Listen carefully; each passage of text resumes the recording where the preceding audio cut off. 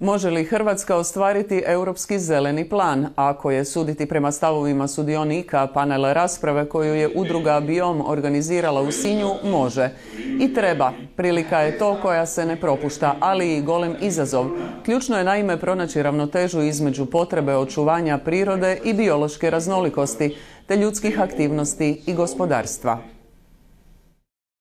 S jedne strane preći ćemo na ugljično neutralno društvo, društvo koje će biti znači klimatski neutralno, s druge pak strane napravit će se promjene i u odnosu prema prirodi, prema bioraznolikosti. Mogućnosti je pregršt, baš kao i izazova, ali prihvatite ih, učinite iskorak. Veoma je važno da vladajuće strukture uključe lokalno stanovništvo. Njihovo je znanje itekako značajno. Sinjsku panel raspravu nije propustio ni Ariel Brunner, zamjenik direktora i voditelj programa za politike BirdLife, Europa i Srednja Azija. S njim je razgovarala Magdalena Šipić. Gospodine Brunner, koji su glavni ciljevi Europskog zelenog plana?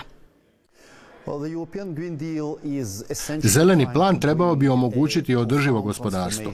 Odgovor je to na klimatske i ekološke izazove, a ima 3 osnovne smjernice. Prva se odnosi na smanjenje emisija stakleničkih plinova. Druga je vezana za očuvanje bioraznolikosti, a treća prelazak na kružno gospodarstvo. Može li Europa to postići i što je važnije, kako? Velik je to izazov. Moramo mijenjati navike stare više desetljeća, pa i stoljeća, ali nije nemoguće. Energiju treba koristiti učinkovitije, te je proizvoditi iz obnovljivih izvora, poput vjetra i sunca, a netaknuta područja čuvati te odgovorno koristiti. Krška područja veoma su važna za Hrvatsku, ali suočavaju se s mnogim izazovima poput ulaganja u obnovljive izvore energije i pošumljavanja. Europska unija uskoro bi trebala prihvatiti zakon o restauraciji. Zašto je to važno? To je osobito važno za krška područja.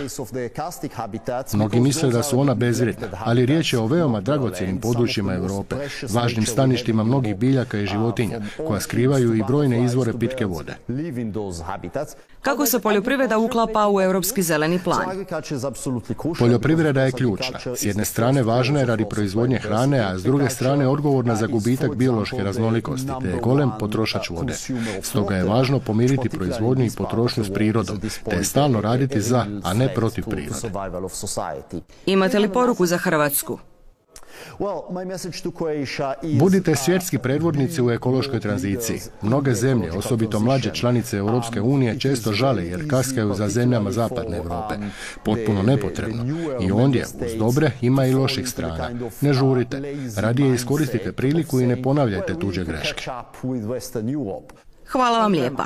Molim.